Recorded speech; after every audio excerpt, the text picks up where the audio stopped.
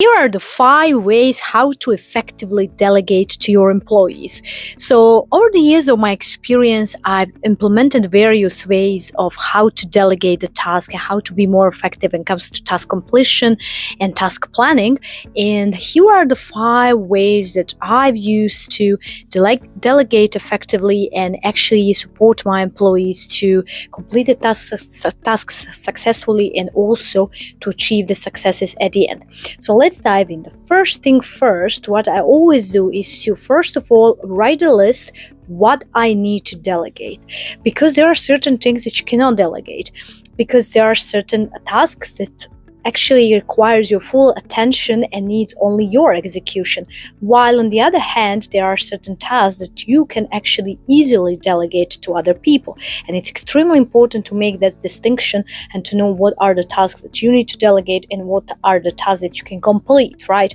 The second thing, very important, what is the goal?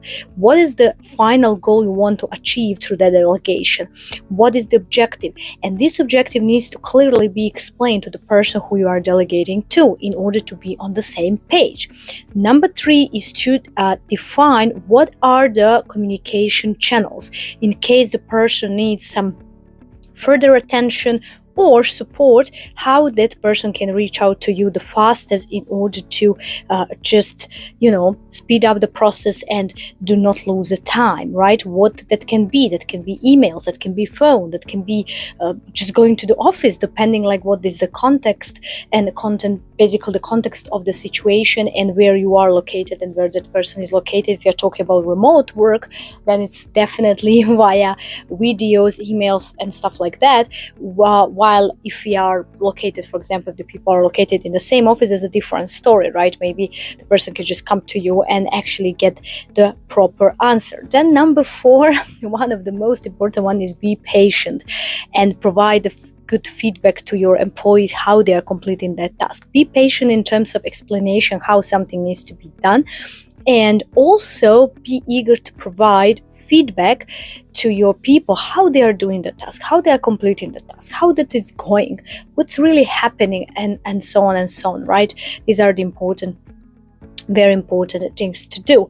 And last but not least is to basically always be open to some suggestions from your employees. And this is where a lot of managers fail, and this is what I've learned in the beginning, and I shifted and changed it. Be open to feedback through the process of delegation, because if you're delegating something and the person who you're delegating to tells you, oh, but I actually have an idea, how about I do like this, or how about maybe I just do it differently than you initially explained, and if that sounds great, why not go for it? So do not actually stop your employee to provide the feedback, to tell you something, to share their ideas. Be open to it. And this is something a lot of people forget, because a lot of people just stick to it and say, hey, how I said that, that's how it should be.